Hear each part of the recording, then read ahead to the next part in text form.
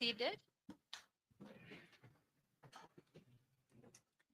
Thank you very much, ladies and gentlemen. I have already introduced myself as your MC this evening, and it's a great honor to be here for the second year in a row emceeing this very momentous event. My friend and Her Excellency Hanan Girar has asked me to give a few opening remarks, which I've prepared, which will be very brief. I stand here in front of you actually with a lump in my throat and despair in my heart that since we met here last year, that this is the absolute carnage and devastation and tragedy that we are facing in Gaza and the West Bank as well, but obviously Gaza is worse. I just find it very difficult to believe that Gaza has gone from what we would always write about as an open air prison to being a graveyard for women, men, children, particularly 70% being men, women and children, the most vulnerable. And as I said before, as of the last few days, it's about 45,000 people who have now died in Gaza. Weeks ago, they were saying 10,000 were still unaccounted for under the rubble. You know, when we had the earthquakes in Turkey, I remember feeling so devastated for those children and those people who were trapped. But the whole world mobilized to get them out from under the concrete. And we watched these children with their stories that they came out alive after a week, after 10 days. And I sometimes wonder, how did we not think enough about the fact that these children, these men and these women have been lying under the concrete and they're calling out and nobody's coming with heavy lifting equipment. Nobody is coming to rescue them. That is going to be their fate, their destiny to live that agonizing death. And then there are the people that are trying to get help in the hospitals. I'm sure many of you have children. I have a 16-year-old and an 18-year-old now. And I'm trying to imagine those two kids of mine going through an operation with no anesthetic. And this is what Palestinian children have been doing every single day for the last year, over a year of this genocide. And that's why I really salute all of you for being here, because you're saying that you care, that we're one humanity, and that we're not going to forget, and we're going to make sure that somehow there's going to be accountability for what's happened. You know, we always write in our reports, there are 1,200 entire families in Gaza that have been wiped off the population registry. Do you know what it means to have an entire family? The Embassy of Palestine, their diplomat Hassana al-Dramli was from Gaza. He's now in Denmark. He's posted to Denmark. He had 60 members of his own family who died. And his family, his wife and his girls are here today with us. If you can imagine 1,200 families, that could be as many as 60 or 100 people who no longer exist. That family's surname has been wiped out. I've been saying for the last year that silence on Gaza is complicity. And please clap if you agree with me on that.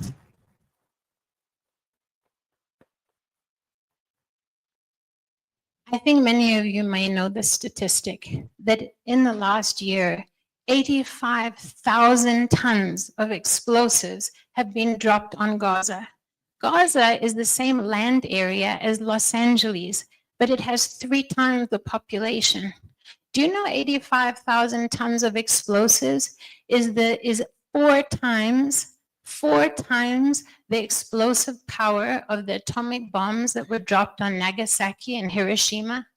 I've been to Hiroshima. I've seen, even to this day, the devastation caused by just one atomic bomb. It's beggars belief sometimes that this is what has been happening in Gaza. I have a son who right now is on camp, and he watches Al Jazeera alerts the whole day. So I find I have my own personal assistant because he's always trying to tell me what I've missed.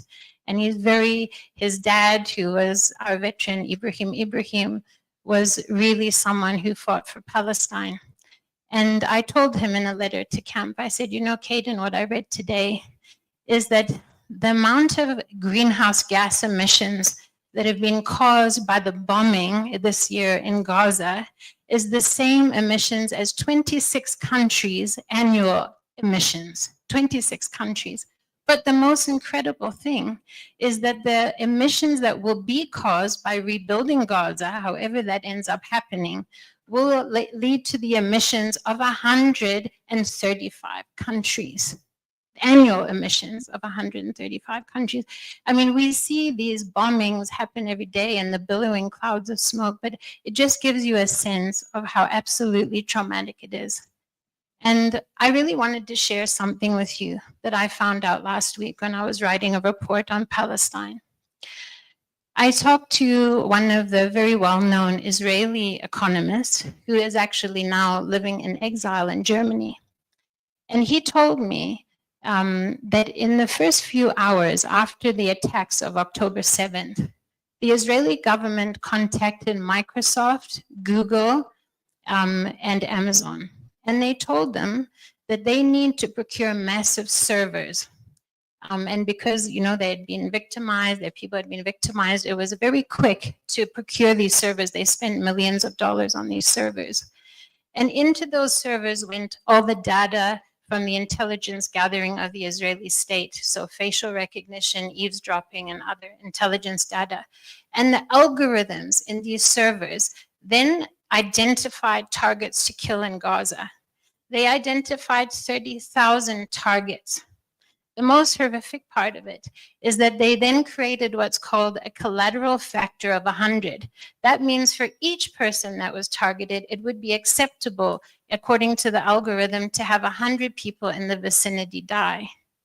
When you say 30,000 times 100, you get 3 million people. The population of Gaza is 2.4, or it was 2.4 million. And he said that is the genocide. And I just personally think of that as the clinical barbarity of this war, if you can imagine.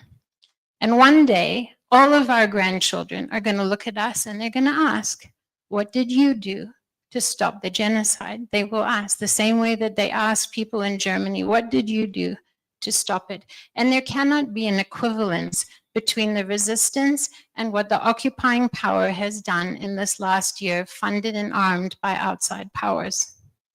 We usually like to quote the UN rep, Francesca Albanese. And Francesca recently wrote in her UN report that the violence unleashed on Palestinians in Gaza is part of a systematic, intentional, state-organized forced displacement of the Palestinians. And she warned that ongoing genocide is accelerating because of the complicity of the international community and their indifference. And if we don't halt this genocide, the Palestinian population may not continue to exist. It could cease to exist. And I wanted to actually share with you, I'm looking for my phone here. We have a really wonderful citizen in South Africa. His name is Jonathan Whittle. And he has been, if you can imagine, running OCHA's operations in Gaza from East Jerusalem for the entire length of this genocide. And he wrote to me on the 20th of October, because I didn't realize he had that role and I thought he was a good contact. He said, "Hi, Shannon. The situation in the north of Gaza is horrifying. We haven't seen the speed of death and destruction like we are seeing now. 2 hospitals attacked and 1 remaining hospital barely functioning and being denied from receiving fuel and supplies. Schools that are shelters are being forcibly evacuated. Men and boys are being separated from women and children. Reports of executions. Our efforts to reach people who are trapped under the rubble have been denied." I'll forward you tonight a semi-official document and I'm putting together because I'm trying as much as possible to get this message out as officially and best as we can. That just says it all, and I don't know how someone like that can even cope with the stress. Anyway, I'd like to end by saying that the fight for Palestine is part of a global fight for human rights. And our case at the International Court of Justice, which, Minister, I am so proud to be a South African that we have done what we did and taken such a moral stand. But it's not just a legal case. It is a demonstration of humanity, of humanity's shared obligations to prevent atrocities, to prevent genocide, and to uphold the sanctity of life. And I think it's quite amazing that on the 28th of October, South Africa filed its memorial, thousands of pages of evidence of genocide in Gaza. And we have proven, we believe we have proven the intent to destroy the Palestinian people. What we're waiting for now is for more countries to join on and support our case officially. There are only 11 countries, and we really think that there should be many more. So that is my 2 cents worth for today. And on that note, I would like to invite the CEO of Freedom Park, Dr. Jane Mufamadi, to come to the stage and to give us her remarks. Thank you.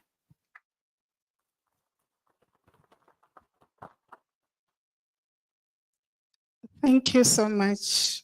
Maybe one can just say, what can we say after that? Honorable Minister, Minister Ronald Lamula, Your Excellency, Ambassador Hanan Jara of Palestinian South Africa, the Dean of the Diplomats, the Dean of the Arab Diplomats, ambassadors, high commissioners, members of the diplomatic corps, Dr. Nkosazana Dlamini Zuma, our former AU chairperson, and many other portfolios in government. Reverend and Machikane, I know that you are also preparing an action in support, as indicated here, of the cause of the Palestinian people, actually exactly in 2 days here at Freedom Park. Distinguished ladies and gentlemen, I have seen our veterans of the liberation movement here in South Africa and elsewhere. It is my honor to welcome you to Freedom Park, a place of reflection, a place of healing, and a celebration of the human spirit. It's almost night this afternoon as we gather here, especially to mark the 47th commemoration of the United Nations International Day of Solidarity with the people of Palestine. This sacred space called Freedom Park serves as a bridge between history and the present, reminding us of the shared humanity that connects all of us.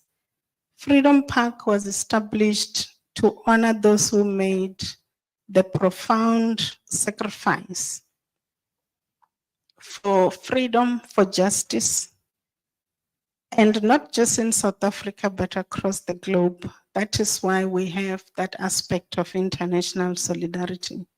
And it is therefore fitting, Ambassador, I believe, that we host this occasion as it resonates with our own journey as South Africans from oppression to freedom. And we've been doing this for the last few years.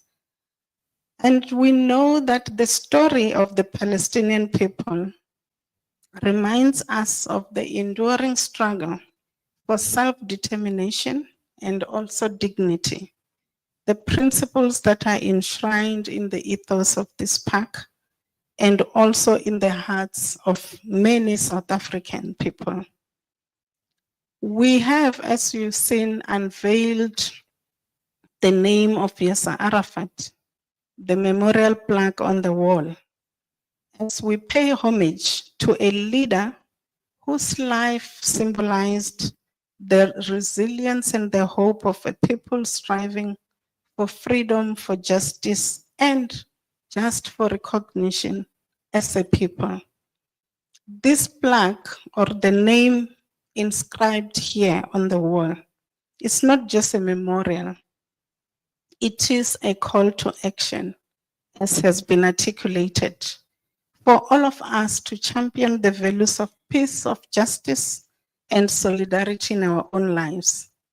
And as we have seen that, we are reminded of the many people of Gaza who literally have nowhere else to go. Who can forget the onslaught of the medical personnel? And Professor Adam Al-Bush is that classical example. The reminder of how the Palestinian life has been cheapened, not only since October last year, as the previous speaker indicated, but since occupation in 1948. And it is for that reason that as South Africans, we continue to stand with the people of Palestine. And as we gather here tonight, we are reminded of the words of our patron of Freedom Park, President Mandela, who said, and I quote, "Arafat is a comrade in arms and we will treat him as such." We are also reminded of his words when he say of the struggle of the people of Palestine. We know too well that our freedom is incomplete without the freedom of the Palestinians. And that is why as Freedom Park, as South Africa, and as led Minister Lamula, the proud in the actions and the leadership on behalf of government, where you are standing firm and continuing to fight, honoring the wish of our founding father of freedom, Madiba.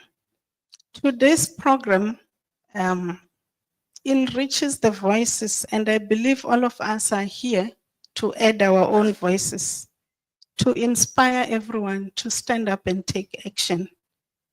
I'm sure from the insights that Minister Lamula will share, from what Ambassador Jara will share with us, you will be reminded of the importance of solidarity that goes beyond words. It requires action, empathy, and unwavering commitment. And we believe that when you live here tonight, you will be new people, change people when you learn from the experiences. And we are happy that Mr.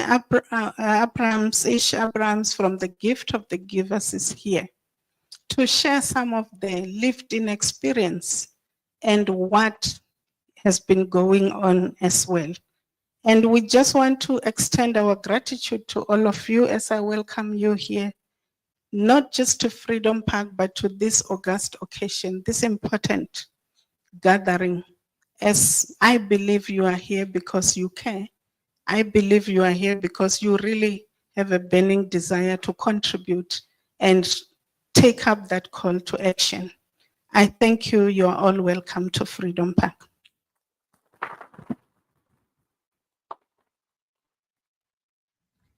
Thank you very much. We have lots of dignitaries here today, and you're all welcome. I'm not going to mention all of you. I just do, close to my heart, want to recognize two people who are veterans from the African National Congress who made an incredible contribution to our own liberation and to Palestine's freedom. And one is Dr. Nkosazana Dlamini-Zuma, who did a lot when she was both at the AU and Minister of Foreign Affairs, and Ronnie Castrols, who works tirelessly every single day on Palestine, writing, giving interviews. And I think without the both of you, we wouldn't have that same type of leadership in our veterans as we have had from you, and I want to thank you for that. And I want to also thank Catherine Constantinidis for being here. You all know her as an activist on Western Sahara, and we know Western Sahara and Palestine are the two struggles that are a focal point of our foreign policy. And I want to thank you for putting your energy behind the Palestinian cause, because you are an influencer, and I really do appreciate it. And I would like to now introduce Dr. Imtiaz Suleiman. Was not able to join us because he's not well, but his representative is the head of the media team at Gift of the Givers, Ibrahim Ayesh. And we know Gift of the Givers as being the largest disaster response agency of African origin, which has been operating for 32 years. And we really look forward to what he has to say. Thank you.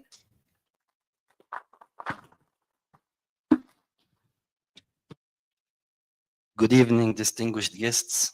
I stand before you today on behalf of Gift of the Givers Foundation, First and foremost, to express our deepest gratitude to DERCO, represented by His Excellency Minister Ronald Lamola, and the Palestinian Embassy, represented by His Excellency Ambassador Hanan Jarrah, for their unwavering support of our humanitarian intervention in Palestine.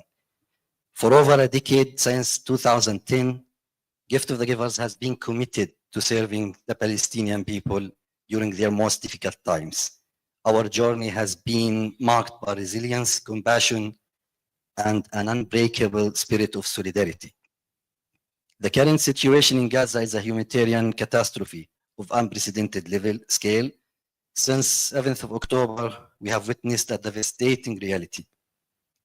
Tens of thousands of Palestinians, mostly women and children, have been killed and injured. Critical infrastructure has been decimated, and basic human rights, basic human needs have been systematically denied.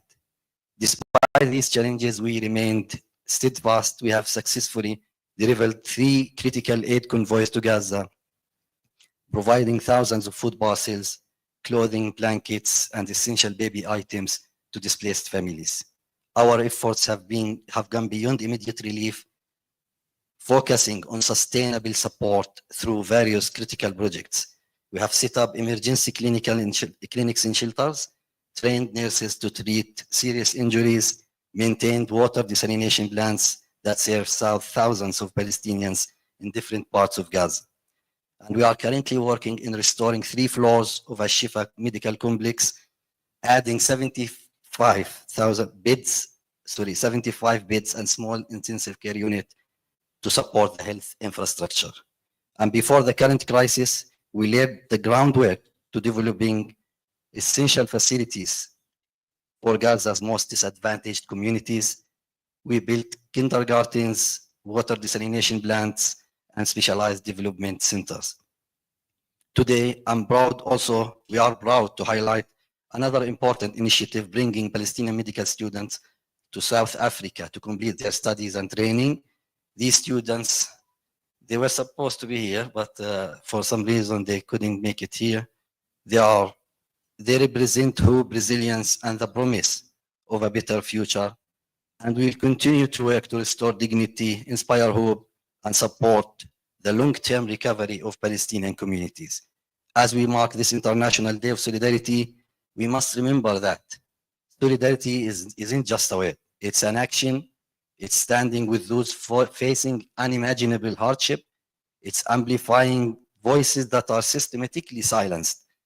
And it's believing in the fundamental human right to live in dignity, safety, and hope. And to the resilient people of Palestine, your strength inspires us, and our commitment to you remains strong. Thank you so much.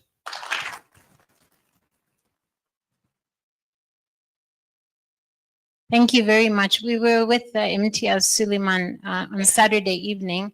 There was a dinner in honor of the ICJ lawyers who took our case to the ICJ. And what really struck me when I was at his table and I was asking him, how is your team in Gaza coping?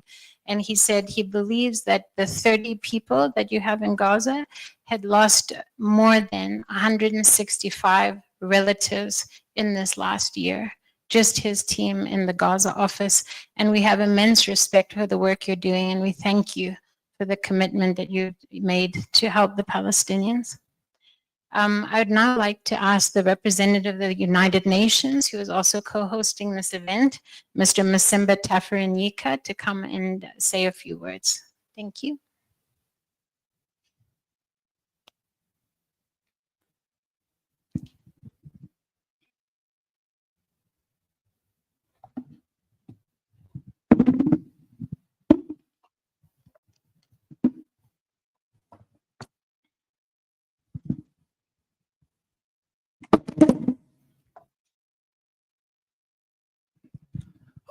Thank you, Program Director.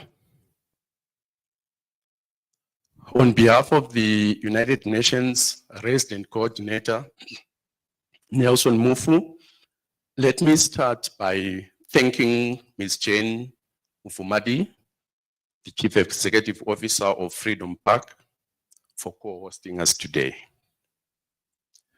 We also acknowledge the participation of the chief guest, the Minister of International Relations and Cooperation, Honorable Ronald Lamola. Your Excellence, Ms. Hanan Jara, the Ambassador of the State of Palestine to the Republic of South Africa,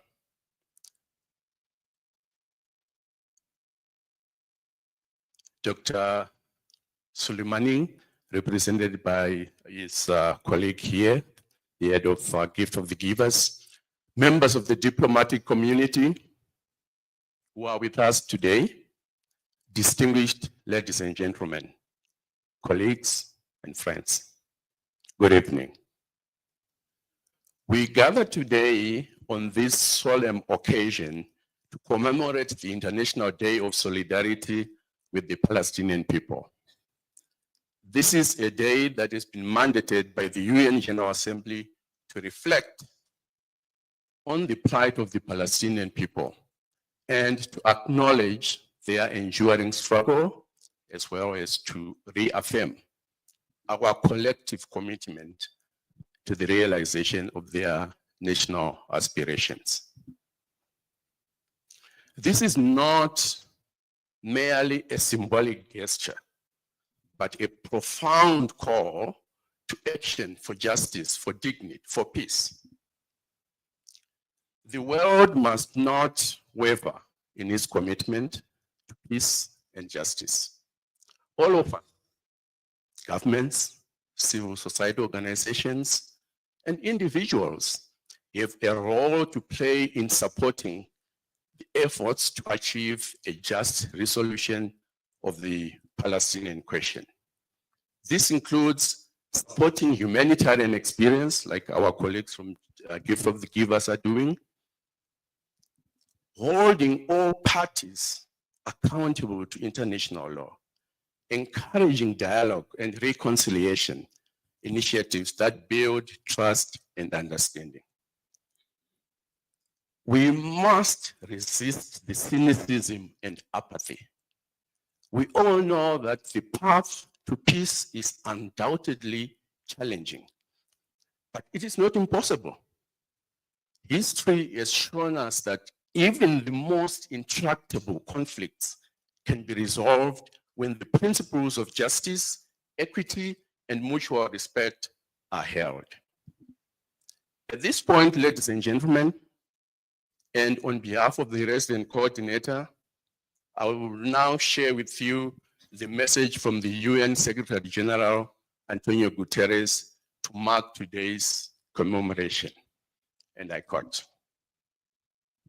"Every year on this day, the international community stands in solidarity for the dignity, the rights, the justice, and self-determination of the Palestinian people. This year's commemoration is especially painful, as those fundamental goals are as distant as they have ever been. Nothing justifies the 7 October terror attacks by Hamas and the taking of hostages. And nothing justifies the collective punishment of the Palestinian people. Yet, more than a year later, Gaza is in ruins. We have just said that more than 45,000 Palestinians, mostly women and children, have been reportedly killed. And the humanitarian crisis is getting worse by the day. This is appalling and inexcusable. Meanwhile, in the occupied West Bank, including East Jerusalem, Israeli military operations, settlement expansion, evictions, demolitions, settler violence, and the threats of annexation are inflicting further pain and injustice. It is past time for an immediate ceasefire and unconditional release of all hostages, an end to the unlawful occupation of the Palestinian territory as confirmed by the International Court of Justice and the UN General Assembly, and irreversible progress towards a two-state solution in line with international law and relevant UN resolutions, with Israel and Palestine living side by side in peace and security, and Jerusalem as the capital of both states. As a matter of urgency, I appeal for full support of life-saving humanitarian relief for the Palestinian people, in particular through the work of UNRWA, which represents an irrepressible lifeline for millions of Palestinians. The United Nations will continue to stand in solidarity with the Palestinian people and their inalienable rights to live in peace, security, and dignity. End of quote. I thank you.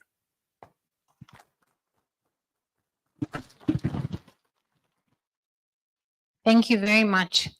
In a moment, we're going to watch something on the screen on Palestine, on Gaza in particular. And I think if your heart doesn't break watching some of these scenes, then it means that you're disconnected from your humanity. But I know you wouldn't be here if you were disconnected from your humanity. I just wanted to, before it begins, I wanted to share with you a quote of George Galloway, the former Member of Parliament of the UK. He said, "The moral center of the world is the question of Palestine, and where you stand on it will be your defining moment, the question on which you will be judged." And then we can turn the lights down maybe and watch this screen. Thank you.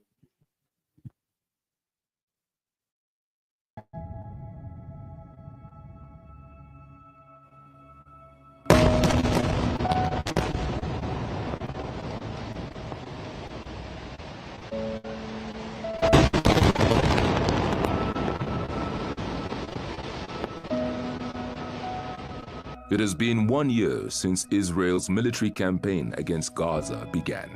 The devastating bombardments have turned this densely populated region into a symbol of unrelenting destruction and despair. Over 43,000 Palestinians, including more than 16,700 children, have been killed. An unprecedented loss of life. Entire families have been wiped out, and over 97,000 have been injured. Yet thousands remain buried beneath the rubble, unreachable due to limited rescue resources. What's wrong? My legs hurt, so I can't walk. What made you tired?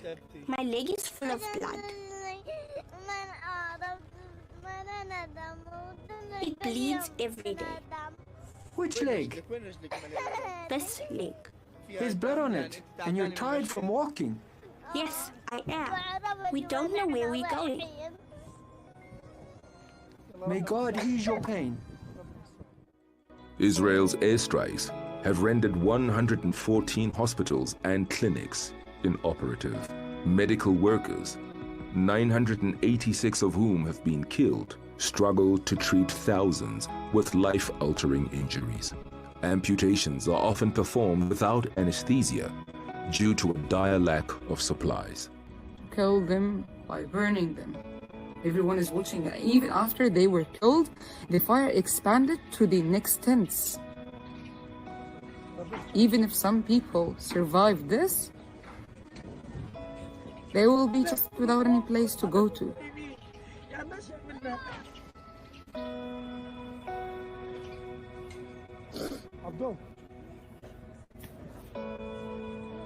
It was not the first time to bomb Al-Aqsa hospital or some tents, but I keep shaking. I don't know. They burned people alive. I don't know. With 96% of Gaza's population facing food shortages and clean water inaccessible to 95%, survival has become a daily struggle.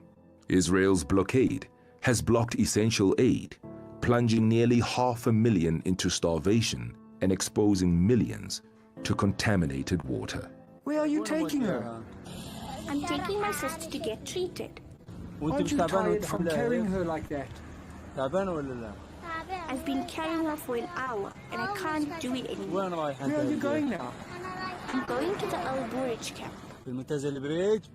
Come, I'll take you.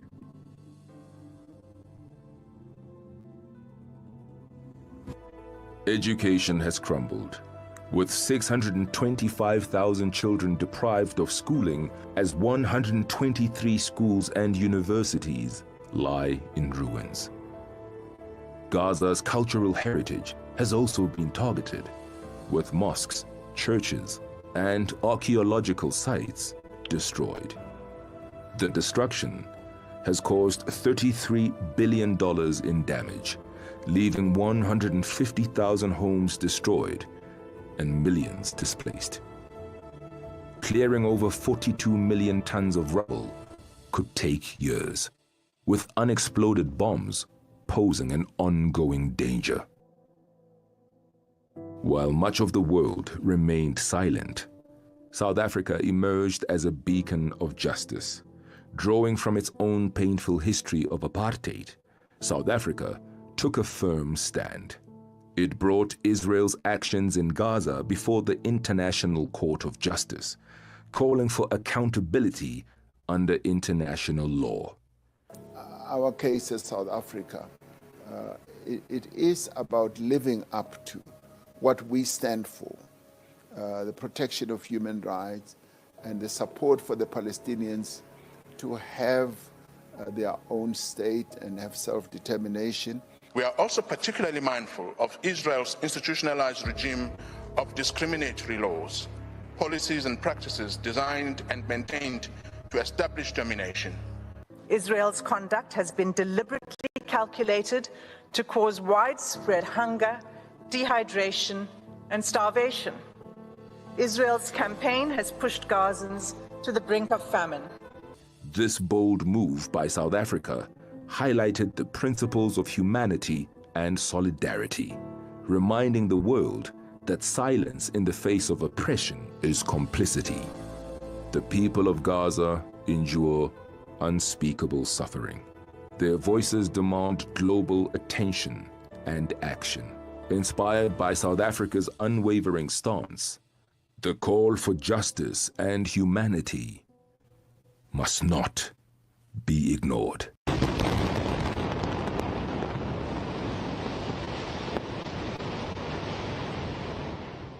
Because just like ourselves, they are fighting for the right of self-determination.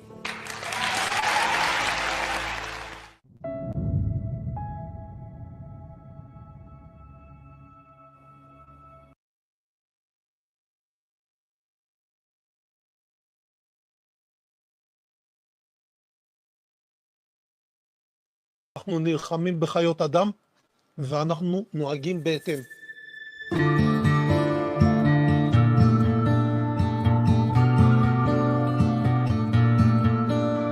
No blessings for you on this blessed land, and the prophets of heaven, they understand that the truth is that I am the one who is free, and you are a slave to your greed.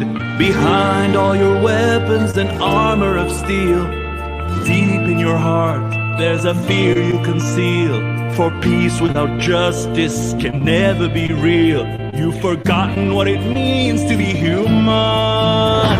You trust in no one, not even the one. Yet you think that you're chosen by heaven. My children and I might be gone, but the blood on your hands, it won't wash away, even after I die in your mind. I'm here to stay.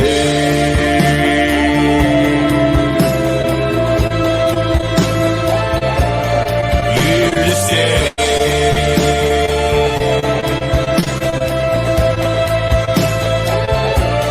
For if you've taken a man's home and driven him out, you'll live with the sound of him banging the door. He won't stop yelling and you won't find peace. Why, you know he's outside and he's raging.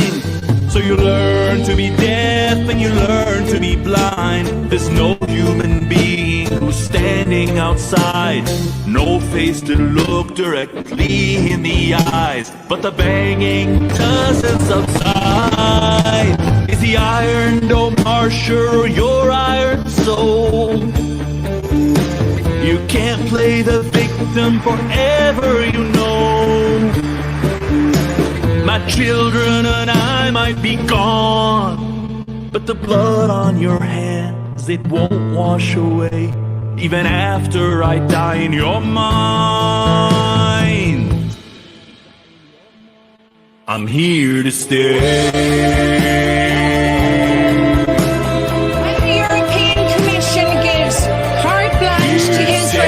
To massacre Palestinians, we say no, never. You do not speak for us. The world has now opened its eyes. The end has begun, we see through your lies. My children and I might be gone, but the blood on your hands, it won't wash away. Even after I die in your mind, I'm here to stay. The Gaza Strip, the Golan Heights, and the West Bank.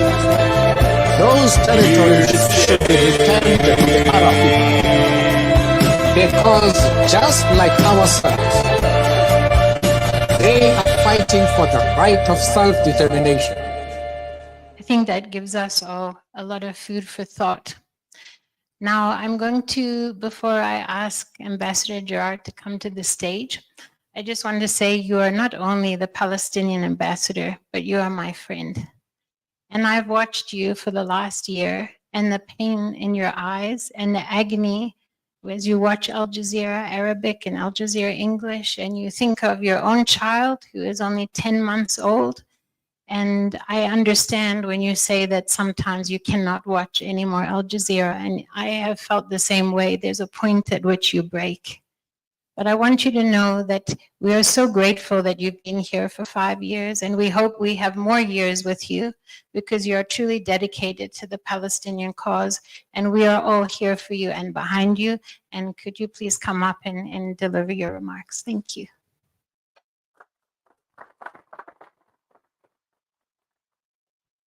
Thank you, Shannon. Again, you put tears in my eyes.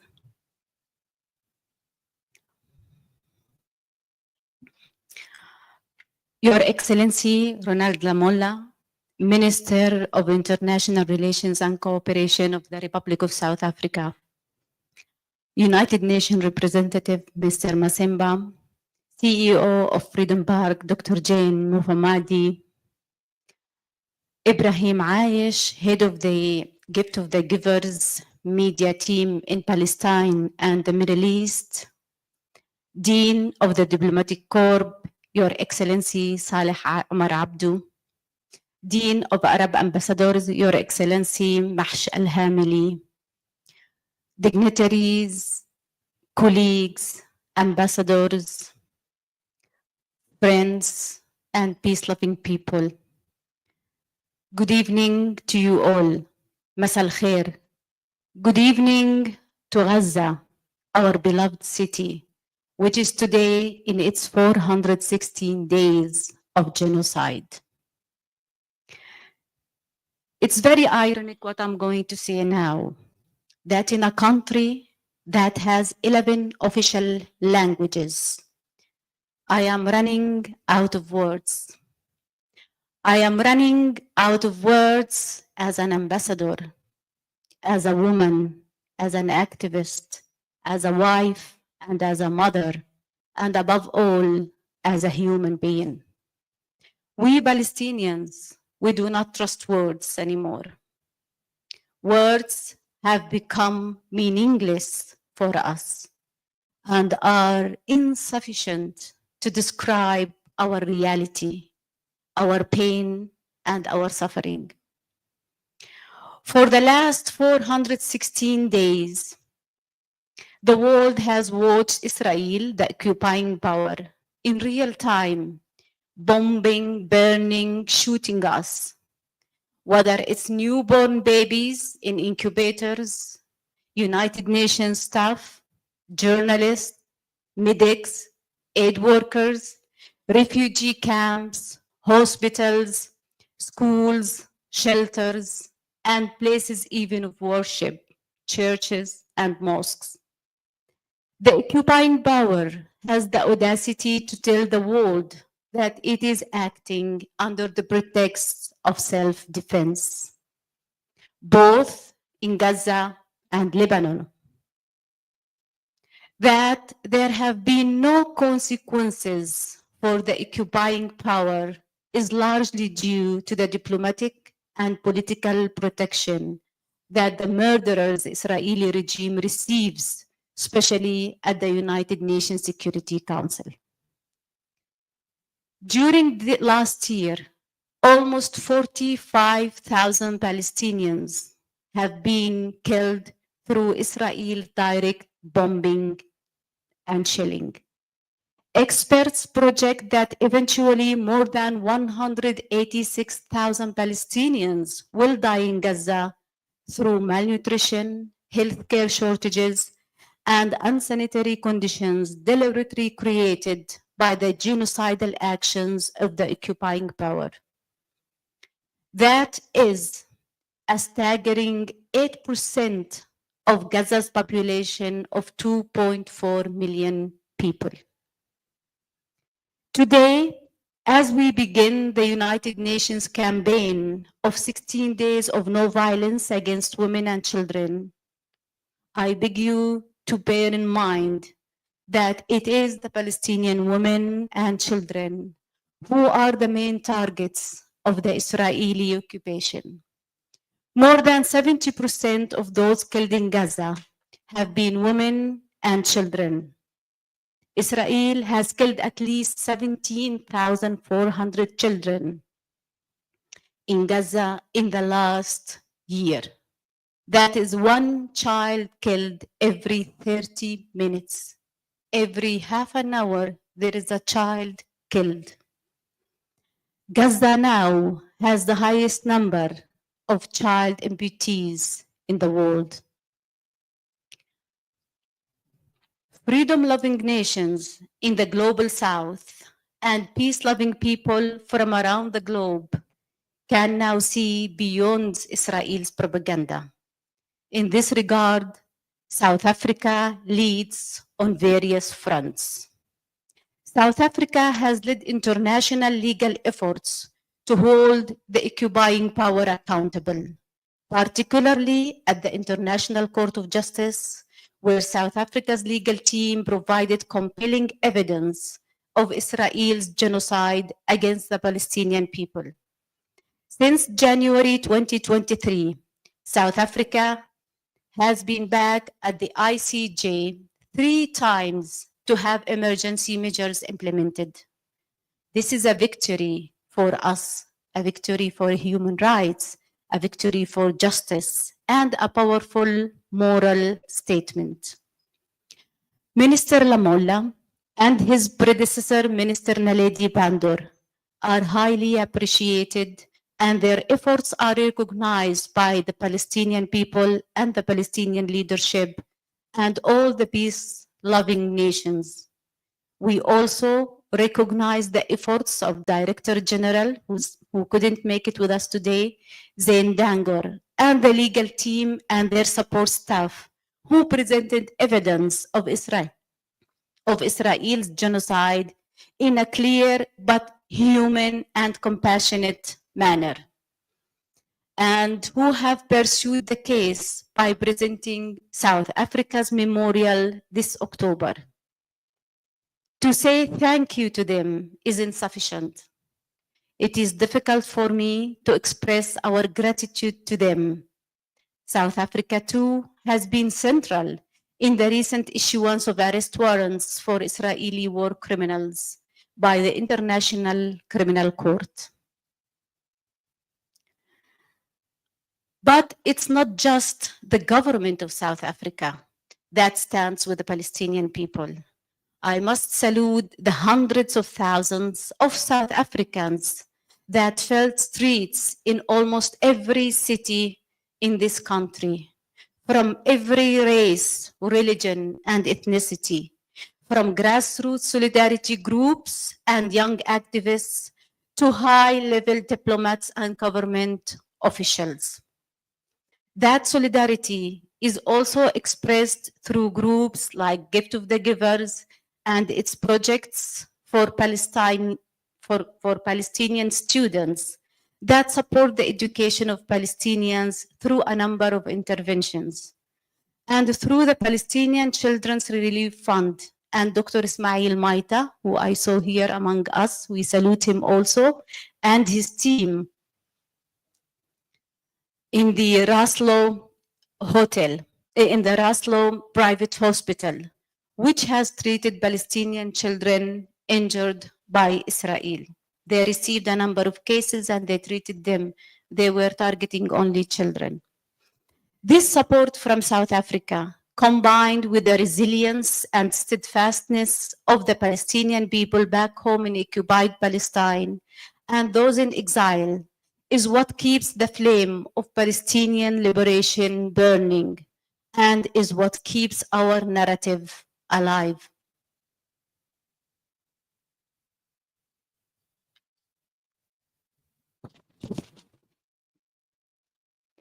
This is not a war or a conflict, as many Western media outlets portray. This is not about retrieving hostages or terminating the resistance movements. This is displacement, disposition, reoccupation, and reestablishing of settlements. This is a project to erasure against the Palestinian people on every level. Even UNRWA, the United Nations Relief and Works Agency for Palestinian Refugees in the Near East, which served Palestinians displaced in 1948 and their dissidents in refugee camps in Gaza, West Bank, East Jerusalem, Lebanon, Syria, Jordan, and all over the world, is seen as a threat.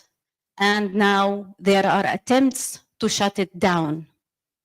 The occupying power and its allies are not targeting only Palestinians in occupied Palestine, but they are targeting also millions of Palestinians scattered in refuge all over the world. What is needed now, dear comrades and friends, is a collective call from the international community for a ceasefire, immediate one. I know it's overdue after 400 days, but this is what we need. We need an end to the Israeli occupation so that we can finally exercise our right of self-determination. We can finally establish our own state as everyone else and as our right ensured in the international legitimacy.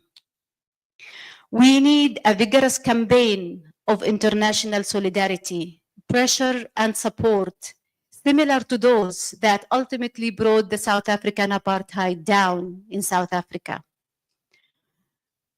I like always to quote the Mozambican freedom fighter and leader, Samuel Michel, when he said, I quote him, "International solidarity is not an act of charity. It is an act of unity between allies fighting on different terrains toward the same objectives." I close the quote. This guides both the people and government of South Africa, including Your Excellency, Minister Lamola. Minister Lamola is the embodiment of true solidarity that goes beyond symbolic words and empty rhetoric. He is demonstrating the type of international solidarity that Palestinians need in these testing times. Here, allow me, Your Excellency, to call upon you on behalf of President Mahmoud Abbas, President of the State of Palestine. It gives me great honor to award Your Excellency, Minister Lamola, the Star of Merit of the Order of the State of Palestine in recognition of your distinguished role in promoting the relations between Palestine and South Africa, and in appreciation of your effort in supporting the Palestinian people and their just cause for freedom and independence.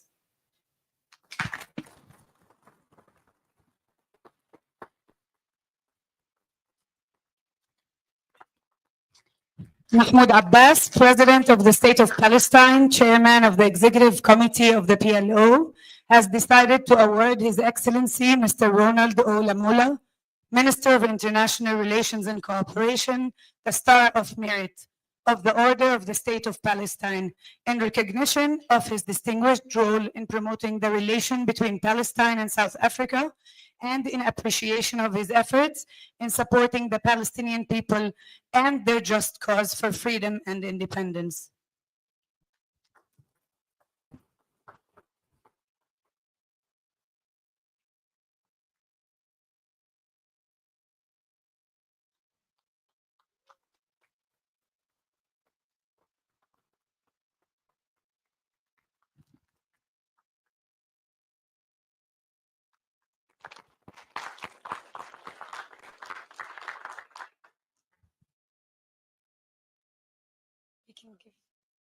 Would you like us to give them to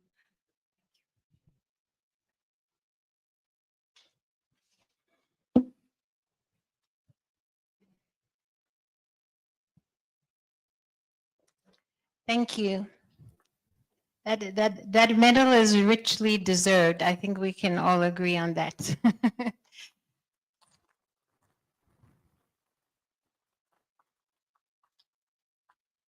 I have to say, you know, having worked for about 2.5 years for Minister Pandor, I was really inspired by her dedication to Palestine and to the cause. And on the 3rd of July, when Minister Ronald Lamola was sworn in as the new Minister of International Relations and Cooperation, I have to say I was also proud because I had seen and watched what he did at the ICJ, and it was mesmerizing in terms of its commitment and dedication to the Palestinians. So I personally was very happy. And I just wanted to quote something that Minister Lamola said at the ICJ. The scale of these actions is reminiscent of the Rwandan genocide 30 years ago. We are here on behalf of South Africa and the global community to seek justice for the victims, particularly children, women, and the elderly. We believe that without intervention of this court, of the international community, we will see the total destruction of the Palestinian people. Remaining silent in the efforts of this, in and of itself, would be a gross violation of international law. And I would like to just personally thank you for all the effort that you have made and for putting South Africa on the right side of history, Minister. And I'd like to welcome you to the stage to deliver your remarks.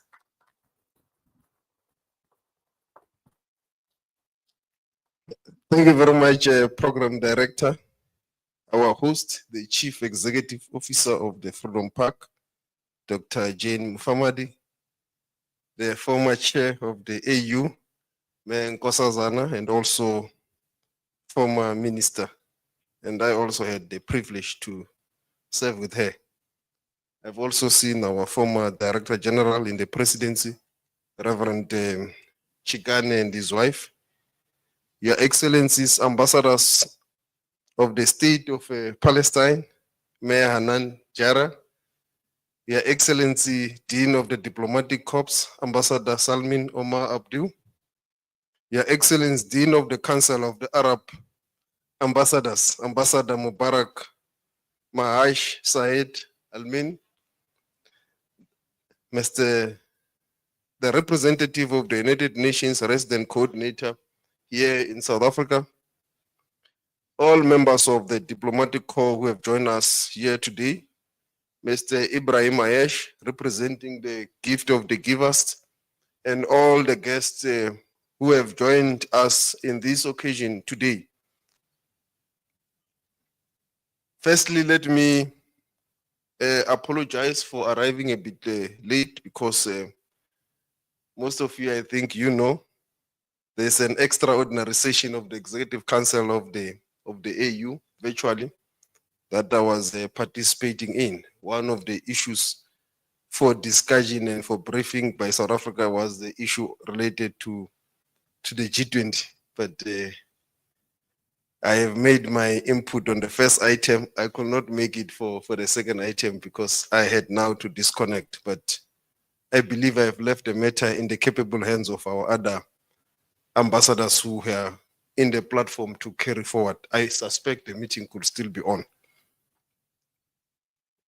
I also want to firstly thank the ambassador for this occasion in honor of Mr. Arafat and also the government of the Republic of South Africa for this effort of international solidarity. And I received this award on behalf of the South African government, and I believe on behalf of all the South African people. I say on behalf of South African people because I have seen them on the streets, I have seen them campaigning, calling for solidarity across the country, and also calling for the international community to do the same.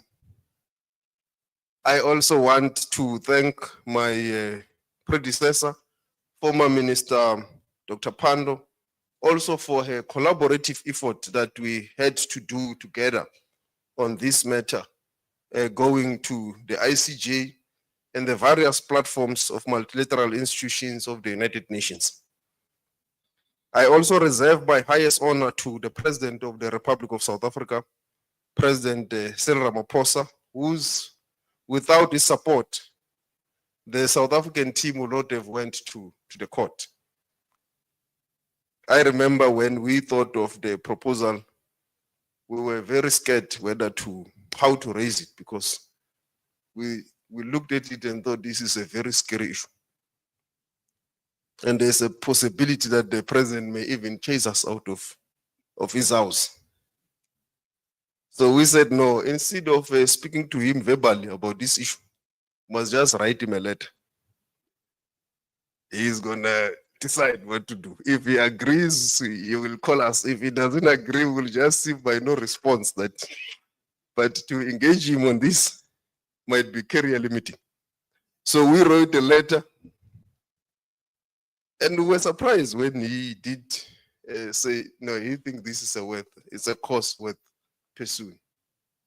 And that shows the courage and the determination that President Ramaphosa hold this matter in this regard. And that led to a process to take it to cabinet, and also the collective cabinet of the Republic of South Africa said this is a cause worth pursuing. And I believe Menko Sazana was still there. This was not an easy decision as it was taken. Everyone knew that we were entering into uncharted territory. It's going to be difficult, will be verified. But cabinet said, let's stand on the right side of history. And for that, I also want to thank the cabinet of the 6th administration for that decision that it took, which empowered all of us, including the lawyers that you saw going to court, to go and present and could be able to stand and say, we are standing on behalf of the people of South Africa. It's because we knew that it's a cabinet resolution and a decision that we were standing behind. And it's also because of that we can now still continue, because this is backed by the Constitution of the Republic.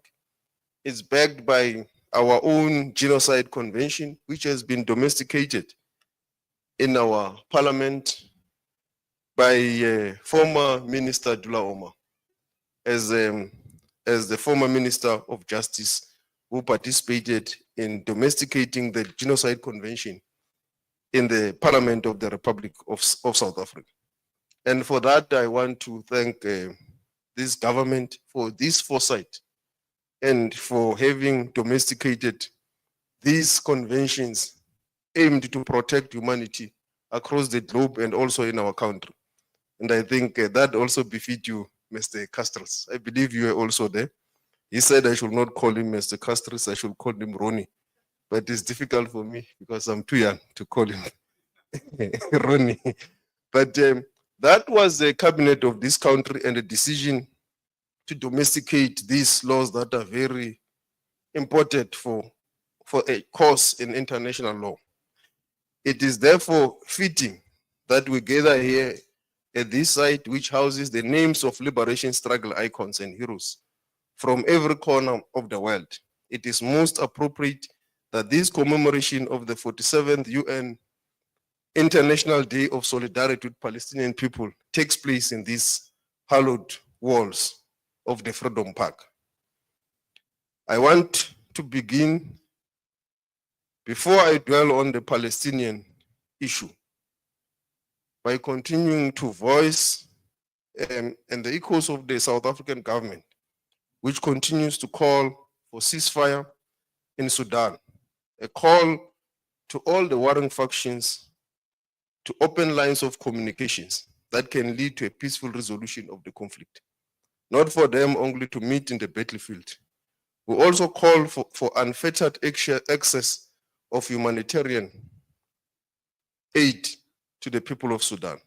According to various UN agencies, this could be one of the biggest world humanitarian crises that is currently unfolding. More than 5 million people have been displaced in Sudan, and it is still continuing.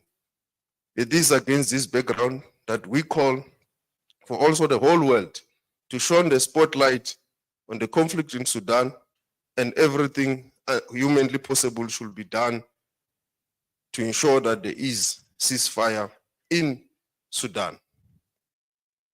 Today, as we commemorate the Palestinian Solidarity Day, ours is to ensure that we achieve a dream expressed 27 years ago by our icon and founding father of democracy in South Africa, the late former President Nelson Mandela, when he aptly stated, and I quote, "We know too well that our freedom is incomplete without the freedom of the Palestinians. We dare not fail on this vision." I'm deeply humbled by His Excellency President Mohamed Abbas' decision to bestow to me, on behalf of the South African government, the Order of Star of Merit. We also honor the late President Yasser Arafat, who sadly left us 20 years ago. February 2025 will mark the 30th anniversary of establishing fraternal and diplomatic ties between South Africa and Palestine. This milestone highlights the long-standing solidarity between the two nations, rooted in South Africa's struggle for liberation and its commitment to supporting Palestinian rights. Our solidarity with the people did not start last year with the people of Palestine, as some will have us to believe or will want to tell the world, as it was not on the instruction of other states, but it was a decision of the South African government. Those who make this claim ignore our history for their own convenience. They ignore our history to blunt their conscience. Our consciousness will not be blunted by the spreaders of propaganda. Allow me to echo the words of Ambassador Juni Makatini in his statement at the meeting of the Special Committee Against Apartheid in observance of the International Day of Solidarity with the struggling people of South Africa. He said, and I quote, "Encouraged by the position that the committee has always taken in stigmatizing the economic, military, and nuclear collaboration between South Africa and Israel, I seize this moment to add the voice of the ANC to the vehement condemnation of the wanton aggression currently being perpetrated by Israel against Lebanon. In doing so, we reaffirm our revolutionary solidarity with the valiant people of Palestine, who are certain will emerge as they have done in the past from this ongoing savage attack stronger than ever before and united under the leadership of their sole and authentic representative, the Palestinian Liberation Organization." I close quote. That we can echo the words of the African National Congress at the UN as far back as 1982, almost verbatim today, speaks of the impunity that has prevailed where Israel is concerned for decades. It also shows that our struggle for freedom is intertwined with the struggle of the Palestinian people. In 1982, I was not yet born. We, with the assistance of the apartheid movement from all corners of the world, defeated apartheid in South Africa. We gather here to reflect on the shared values of freedom, justice, and humanity and human dignity that bind South Africa and Palestine. How paradoxical that in 1948, the same year that the UN Charter on Human Rights came to life, apartheid became the official policy in South Africa. It was also in 1948 that the Palestinian question became vivid.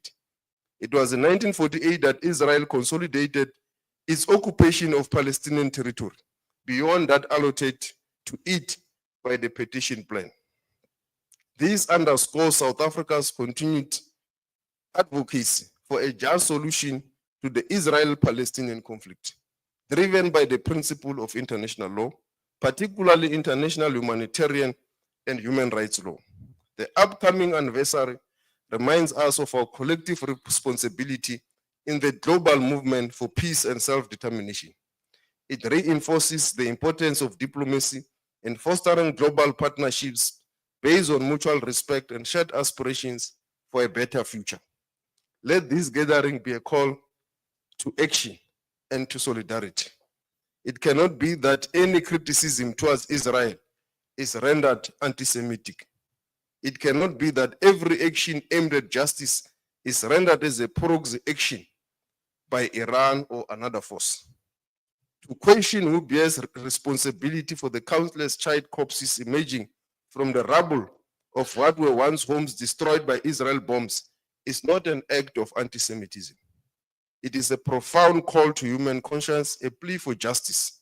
It is a cry for accountability, a demand that the world recognize and respond to the suffering of the innocent people of Palestine. A call for humanity, Ubuntu, cannot be reduced to anti-Semitism. Today's actions, ladies and gentlemen, provide us with a crucial opportunity to reflect on and take stock of the plight of the Palestinian people. In 1947, the Assembly adopted a resolution 181, Roman figure 2, on the partition of Palestine. And in 1977, the General Assembly called for the annual observance of the 29th November as the International Day of Solidarity with the Palestinian people. The question of Palestine remains unresolved after 77 years. Despite flare-ups in other regional hotspots, the Palestinian question remains at the heart of tensions in the Middle East. A just and equitable settlement is a prerequisite for peace and security in the region. Encouraged by the United Nations, our government has continued to promote efforts to ensure international attention is focused on Palestine and Middle East peace process. We have always believed that only a comprehensive and unconditional negotiated settlement can bring about lasting peace in the region. For this to happen, there is an urgent need for an immediate and sustainable ceasefire, an immediate end of an illegal occupation of the Palestinian territories by Israel in accordance with the United Nations Security Council Resolution 2735, along with the blockage and the destruction of Gaza. Today, we should pause and reflect on the events that have unfolded from October 2023 to date, which have marked one of the most tragic and violent periods in the history of the people of Palestine and the region as a whole.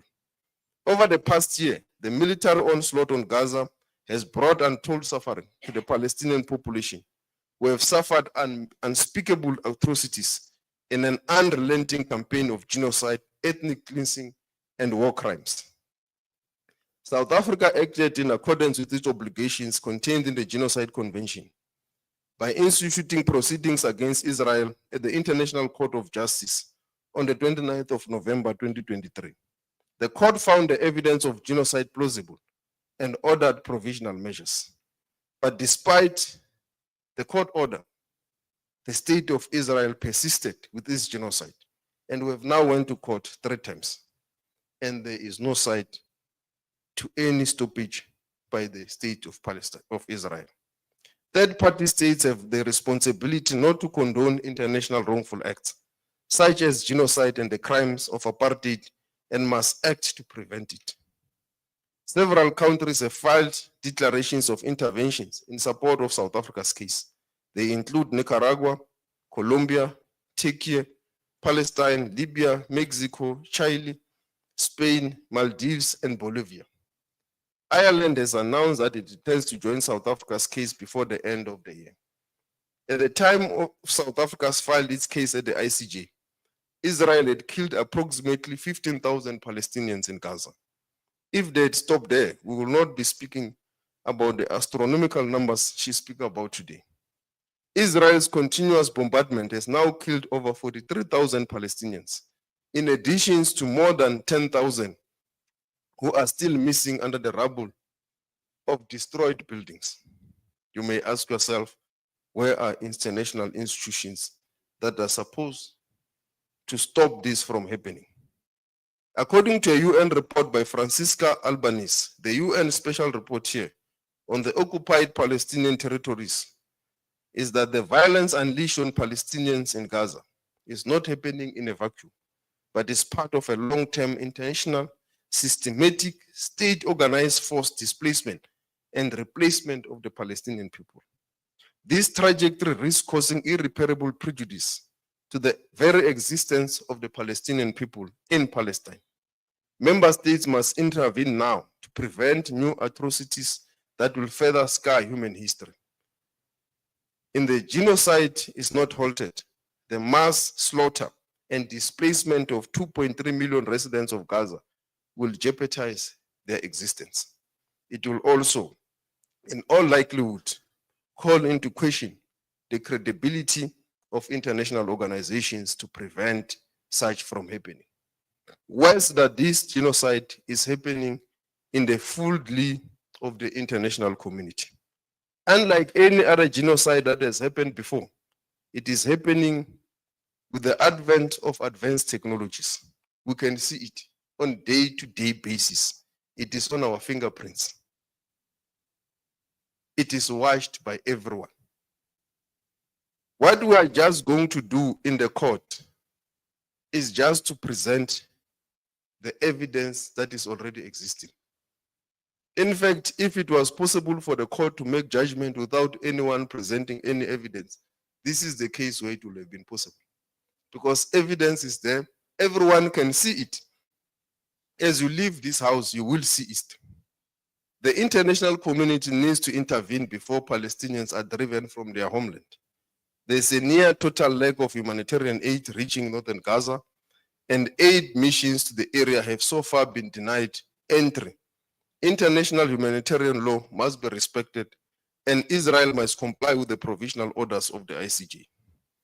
In a separate case to the one of genocide, on the 19th of July 2024, the ICJ delivered an advisory opinion on the legal consequences arising from the policies and practices of Israel in the occupied Palestinian territories, arising out of questions posed by the UN General Assembly. South Africa submitted oral and written submissions and argued that Israel's practices and policies in the occupied Palestinian territories are tantamount to a crime of apartheid. 49 UN member states and 3 international organizations presented oral statements. The court held that Israel's continued presence in the occupied Palestinian territory is unlawful under international law. It will end its illegal occupation and cease all new settlement activities, evacuating its settlers. The ICJ concluded that all states have an obligation not to recognize Israel's presence nor render aid or assistance in maintaining the situation. On the 18th of September 2024, the UN General Assembly adopted a resolution on the advisory opinion of the ICJ, urging member states to prevent trade or investment relations that assist in the maintenance of the illegal situation created by Israel in the occupied Palestinian territories, including with regards to the settlement. A total of 124 nations, including South Africa, supported the resolution, with the hope that there will be a UN Security Council countermeasures against Israel for its non-compliance with the orders of the ICJ. It is now up to individual states to institute such countermeasures. In marking the Day of Solidarity with the Palestinian people, we need also to reflect on the suffering of Palestinians in the West Bank, who are suffering egregious oppression, apartheid, and targeted killings, albeit to a lesser extent than what is happening in Gaza. The continued construction of illegal Israel settlements in the West Bank stands in direct opposition to the hopes of peace. These actions not only undermine Palestinians' aspirations of statehood, but also violate international law and UN Security Council resolutions, which clearly state that all Israeli settlements in the occupied Palestinian territories are illegal. Such measures represent systematic approach in advancing the settler colonial policies of the State of Israel. We note and welcome the arrest warrants issued on Israel and Hamas leadership by the International Criminal Court, which will ensure much needed accountability. We know that it may take some time, but no one can run away from the long arm of the law. One day, they will stand trial in the ICC, and we must continue to support the work of the ICC to ensure accountability. No one can be immune from prosecution forever. Mr. Netanyahu and his former defense minister's day in court will definitely arise. I just hope it will happen in our lifetime. By standing in solidarity with the Palestinian people, we are reminded of the resonant words of Palestinian revolutionary leader, Chairman Yasser Arafat, when he stated, "I come bearing an olive branch in one hand and a freedom fighter's gun on the other. Do not let the olive branch fall from my hand." Close quote. In this word, Arafat captured the painful and delicate balance of the Palestinian people between the hope for peace and the necessity for resistance in the face of relentless aggression. Today, Palestinians continue to extend that olive branch, yearning for their deferred freedom and to live peacefully on their rightful land in the face of continued Israel aggression. South Africa's history and experience is closely intertwined with that of the Palestinian people. We recall the pivotal role played by the UN and civil society in supporting our respective liberation struggles and the impact this had in such achieving for our self-determination. UN member states, the international community and civil society must join efforts to strengthen international action and coordination to uphold international norms and standards as we seek justice for Palestinians. It is an obligation of the international community to satisfy the legitimate aspirations of the Palestinian people. We also want to thank all the people of the world. You have seen marches across the globe, in the global south and the global north, of people calling for accountability and for justice. We reaffirm our unwavering solidarity, believing that all legitimate rights of the Palestinian people, in accordance with the two-state solution and the relevant UN resolutions, will culminate in reaching a lasting peace between the Palestinians and the Israelis, living side by side in line with the UN resolution. Excellencies, ladies and gentlemen, 2024 marked a significant milestone in pursuing unity in Palestine. Let me use this platform also to congratulate the state of Palestine for your commitment to peace. South Africa is encouraged by the positive outcomes of the recent unity talks held between Fatah and various other political parties in Beijing in 2024. And we also want to thank the People's Republic of China for having facilitated and hosted this engagement. The ongoing Palestinian peace talks have demonstrated remarkable progress towards a more harmonious future. The commitment to unity through dialogue, negotiation, and ongoing engagements among all parties has been commendable. The progress made in this talk is testament to the tireless efforts of negotiators, mediators, and all stakeholders who have shown tremendous resilience, peace, and vision. By prioritizing diplomacy and peaceful resolution, the parties have demonstrated the power of dialogue in paving the way for transformative change. Furthermore, the involvement of various international actors who have lent their support and expertise to the process has underscored the global recognition of the importance of peace in this regard. The achievement thus far are inspiring example of what can be accomplished when commitment to unity and peace transcend differences. As I draw to a close, I recall the words of our late former president, Nelson Mandela, when he stated, and I quote, "The Palestinians must be allowed to determine their own future in their own land, free from occupation and oppression. This was not just a call for action, close quote, but a moral imperative, the recognition of Palestinian self-determination, free from the constraints of occupation. As we stand here today, we must reaffirm this commitment. Palestine, like South Africa, deserves the right to choose its own path, to build its own future, and to live in peace and security within the international community. I thank you.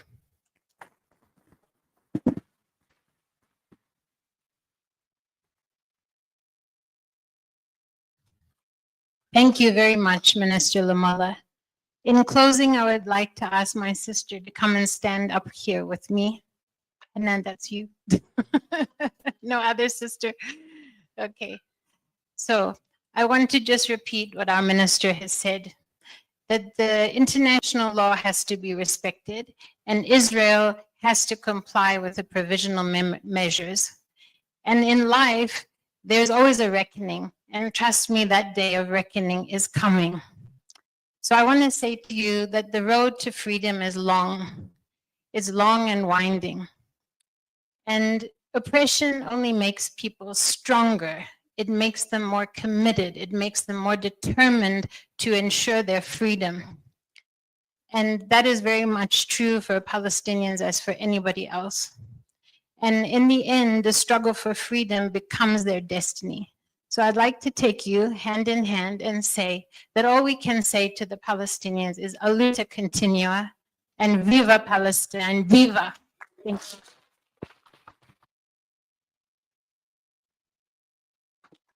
And viva international solidarity, viva! Viva the spirit of freedom fighters, viva! A luta continua. Thank you and good night.